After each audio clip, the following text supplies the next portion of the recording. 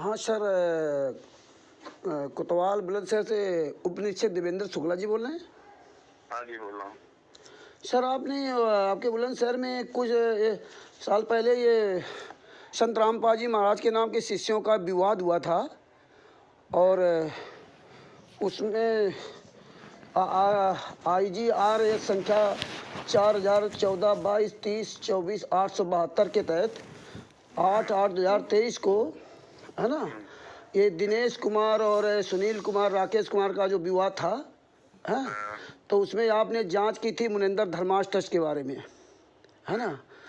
तो सर आपने उसे मुनिंदर धर्माश ट्रस्ट की जांच तो की नहीं और आपने लिख दिया कि आवेदक के से उक्त संस्था की वैधता अवैधता के संबंध में RTI द्वारा सूचना मांगने को बताया गया है। तो जब आवेदक किसी संस्था की जांच करना ये कोई CBI की इंक्लूसिव रिपोर्ट थोड़ी है। एक कोई प्रार्थना पत्र डालता है, प्रार्थना पत्र ना तो इन्वेस्टिगेशन है। जी जी जी रूप से जो जांच में आता है, जी जी जो जानकारी मालूम होती है उसकी रिपोर्ट दर्ज दी जाती है। सर इसमें जो कोई CBI की इंक्वायरी है तो क्या प्रार्थना पत्र की जांच में किसी ट्रस्ट की जांच करूं कि ट्रस्ट वो वैध है कि अवैध है, ट्रस्ट संचालित हो सकता है सर, कि नहीं हो सकता है। सर आपने इसमें लिख में दिया कि अनाधिकृत रूप से ये संतराम पाजी महाराज का नहीं है। जब अनाधिकृत रूप से संतराम पाजी महाराज का ट्रस्ट नहीं तो दिनेश वगैरह ये कैसे वहाँ चला रहे हैं? तो कोई बात नहीं, वो एक प्राइमरी जांच है। उस IGRS को कोर्ट क्यों कर रहे हैं आप?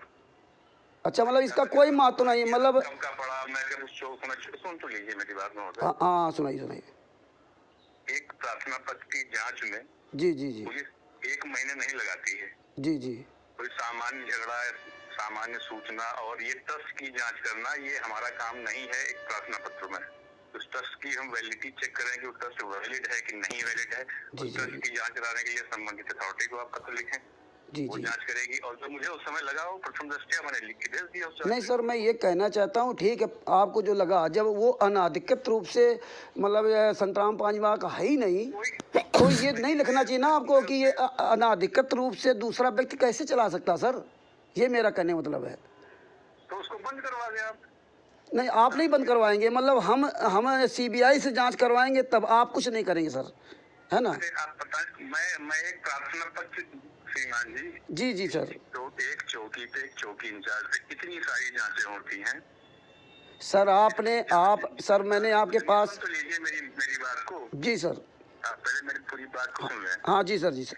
एक प्रार्थना पत्र, जी जी कोई मुकदमा तो है नहीं कि उसमें इन्वेस्टिगेशन चलेगी। जी सर। और एक 1-1.5-2 महीने 3 महीने पुलिस जांच करेगी। जी सर। प्रार्थना पत्र की जांच जो प्राइमरी रूप से 4 लोगों से पूछताछ करके जो जानकारी प्राप्त होती है उसके आधार पर रिपोर्ट लगा दी गई।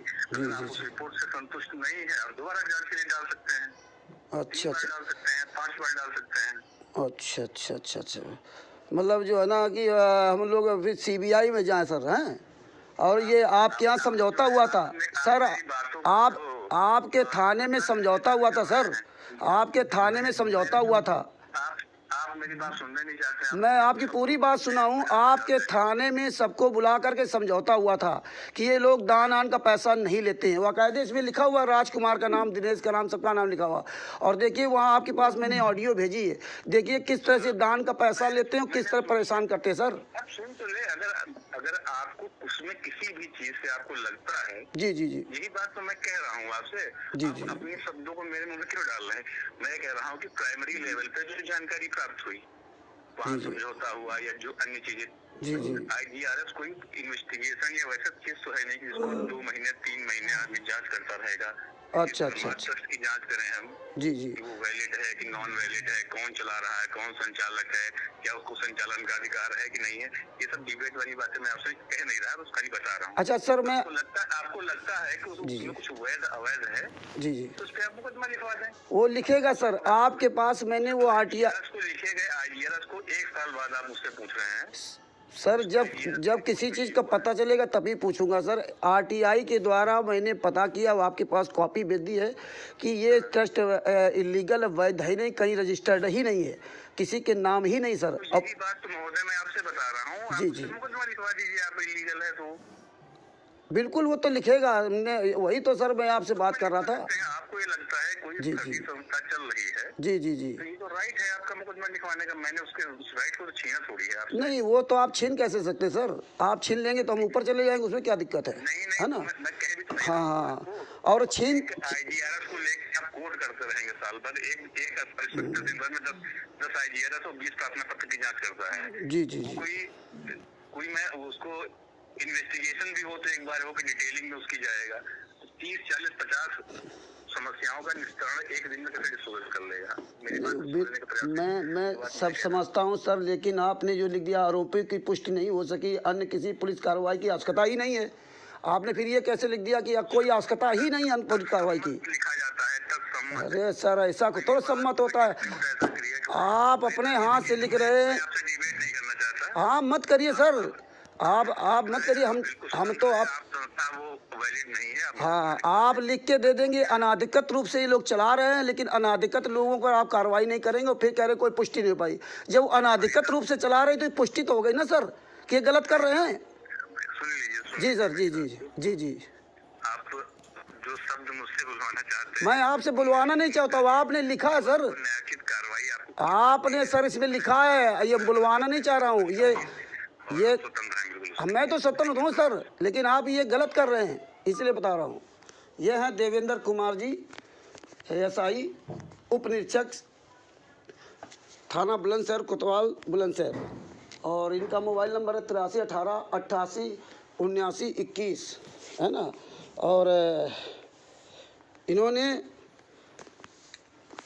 वाकायदे इसमें लिखा हुआ, मैं आपको पढ़ के सुनाना चाहता हूँ। देखिए इसमें जो पत्र लिखा गया है, सेवा में श्रीमान पुलिस अधीक्षक, वरिष्ठ पुलिस अधीक्षक बुलंदशहर थाना बुलंदशहर। प्रारूप पत्र नंबर 1, जनता द्वारा दिए गए शिकायती पत्र। आवेदक शिकायतकर्ता का नाम, पता व मोबाइल नंबर, IGRS नंबर 40014223024872। आवेदक राकेश कुमार, सुनील कुमार, तेज सिंह, पवन कुमार, श्री कृष्ण, दीपक कुमार, निवासी यमुनापुरम, थाना कोतवाल देहात बुलंदशहर। Mobile number 7983058052। विपक्षी का नाम व पता, मोबाइल नंबर दिनेश दास आदि।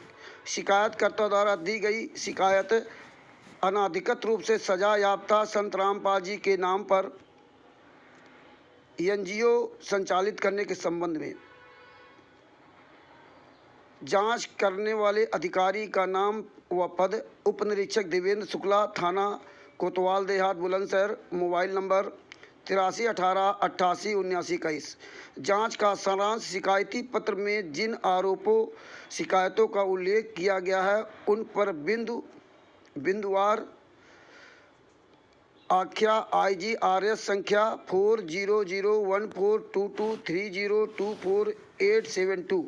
आवेदक राकेश कुमार, सुनील कुमार, अजीत सिंह, ब्रजेश सिंह, पवन कुमार, श्री कृष्णा, दीपक कुमार, निवासी थाना कोतवाल देहात बुलंदशहर। मोबाइल नंबर 7983058052 के प्रार्थना पत्र की जांच मुझ उप निरीक्षक द्वारा की गई।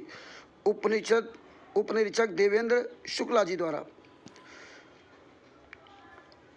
की गई तो वाकयात इस प्रकार पाए गए कि थाना कोतवाल देहात बुलंदशहर क्षेत्रांतर्गत Yamunapuram community hall A166 DPS campus के सामने मुनिंदर धर्मा ट्रस्ट संचालित है। आवेदक ने बताया कि ये ट्रस्ट सजा याफ्ता संत रामपाल जी के नाम से अनाधिकृत रूप से संचालित है, जिससे संत रामपाल जी महाराज के नाम से अनाधिकृत रूप से नाम दीक्षा व समागम समारोह आयोजित किए जाते हैं।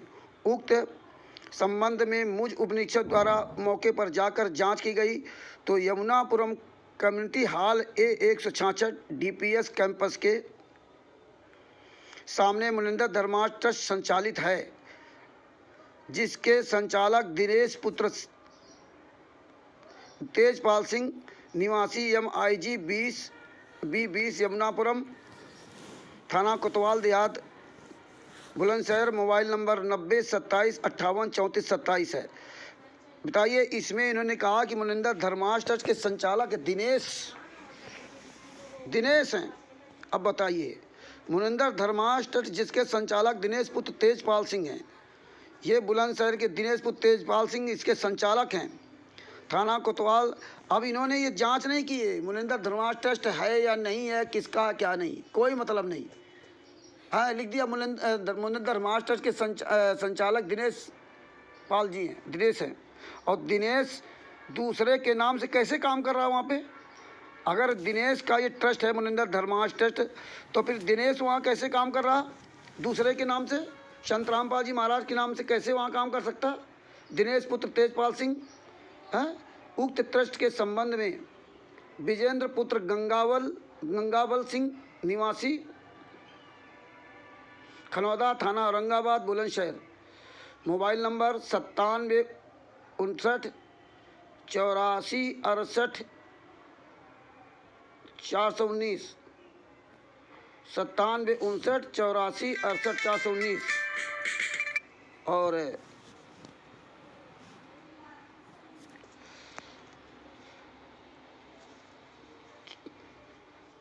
नंबर 2 राजकुमार पुत्र मदन सिंह निवासी दौलतपुर, थाना Narsana, Bulandshahr. Mobile number 9536070268। Number 3 Narendra Kumar पुत्र श्रीपाल सिंह निवासी सूर्यनगर, थाना Kotwali Nagar, Bulandshahr. Mobile number 9758314565। Number 4 Naresh पुत्र गिरिराज सिंह निवासी निठारी, थाना Chola, Bulandshahr. Mobile number 8954323435। Number 5 Nishikant पुत्र गणेश चंद निवासी Gyanlok colony, Khurja Nagar, Bulandshahr. Mobile number 9045914715। Number 6 Rajesh पुत्र बौदा सैनी निवासी बीदा या बादा सैनी निवासी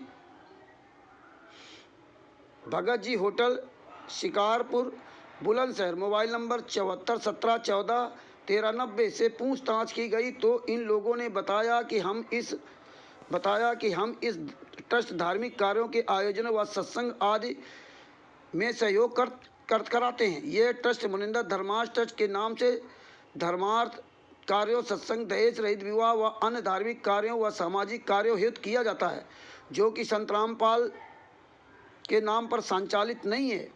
और बताया कि संस्था पूर्णतः वैध है तथा किसी भी व्यक्ति से अवैध रूप से दीक्षा व दान नहीं लिया जाता है तथा जनहित व सेवा भाव से धार्मिक कार्यों का आयोजन व अनुष्ठान किया जाता है। आवेदक से उक्त संस्था की वैधता व अवैधता के संबंध में के जरिए RTI सूचना मांगे जाने को बताया गया है।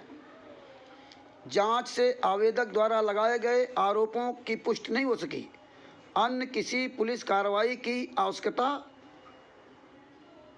प्रतीत नहीं होती है। महोदय, जांच आख्या सादर सेवा में प्रेषित है। आरोप सिद्ध हो रहे या नहीं रहे नील। आरोप सिद्ध हो रहे हैं या नहीं नील, मतलब इन्होंने नील लगा दिया। इन्होंने तो ये दूसरा व्यक्ति कैसे चला सकता? ये देवेंद्र पुत्र तेजपाल कैसे दूसरे के नाम से चला सकता? इसका तो ट्रस्ट है ही नहीं। और मुनिंदर धर्माश ट्रस्ट तो फर्जी है। RTI इसमें सबूत आ गया। और ये तो किसी के नाम रजिस्टर नहीं है। और इसमें दिखा रहा है कि मुनिंदर धर्माश ट्रस्ट दिनेश और सन ऑफ तेजपाल का है। ये देखिए। और इसके बाद कह रहे हैं कि आरोप सिद्ध हो रहे या नहीं नील, मतलब आपने जांच क्या की? आपने जांच की। आप अनाधिकृत रूप से संत रामपाल जी महाराज के नाम का प्रयोग करके कौन ही कर सकता? लेकिन आपने जो किया अपने हिसाब से किया। पुलिस अधिकारी द्वारा दी गई प्रस्तावित कार्रवाई का विवरण आवेदक से उक्त संस्था की वैधता व अवैधता के संबंध के जरिए RTI सूचना मांगे जाने को बताया गया है। जांच से आवेदक द्वारा लगाए गए आरोपों की पुष्टि नहीं उसकी। अन्य कोई तथ्य नील। मतलब कुछ भी नहीं, इन्होंने क्लीन चिट भेज दिया। देवेंद्र शुक्ला जी जो उत्तर प्रदेश के जिला बुलंदशहर, थाना बुलंदशहर कोतवाल, वहाँ उप निरीक्षक sub inspector SI Devendra Shukla ji ने क्लीन चिट दे दिया। स्वयं इसमें लिख रहे हैं कि ये मुनिंदर धर्मार्थ ट्रस्ट का जो ट्रस्टी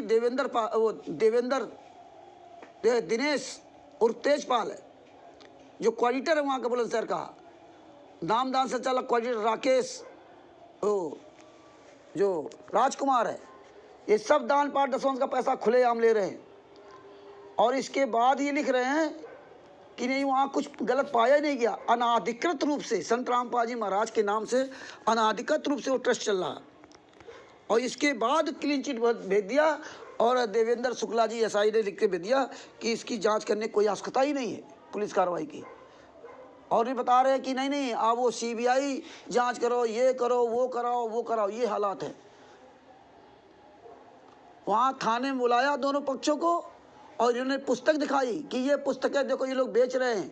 और दिनेश और तेजपाल जो नामदान संचालक कोऑर्डिनेटर हैं और राजकुमार आदि इन्होंने कहा कि ये मेरी पुस्तक है ही नहीं, ये तो ये लोग बना कर लगा है।